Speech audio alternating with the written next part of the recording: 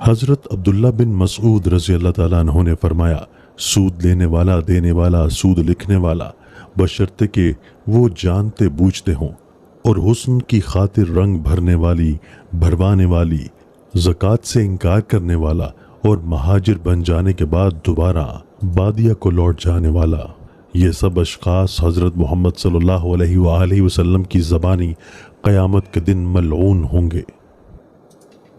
حضرت عائشہ رضی اللہ تعالیٰ عنہ فرماتی ہیں کہ رسول اللہ صلی اللہ علیہ وآلہ وسلم نے فرمایا، اللہ تعالیٰ نے جعلی بال لگانے والی اور لگوانے والی عورت پر لعنت فرمائی ہے۔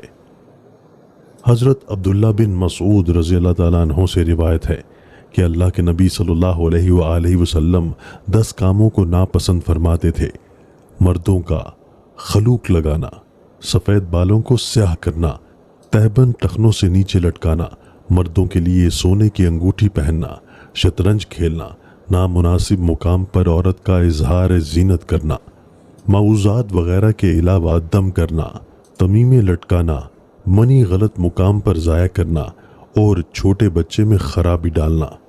لیکن آپ اس آخری کام کو حرام نہیں فرماتے تھے۔ امید کرتا ہوں کہ آپ کو ویڈیو پسند آئی ہوگی۔ اگر آپ کو ویڈیو پسند آئی ہے تو ہمارے فیس بک پیج کو فالو کر لیں تاکہ ہر آنے والی ویڈیو آپ کو بروقت مل سکے۔ ایک ایسی ہی مزید ویڈیو کے ساتھ آپ لوگوں کے سامنے حاضر خدمت ہوں گے۔ تب تک کے لیے اللہ حافظ۔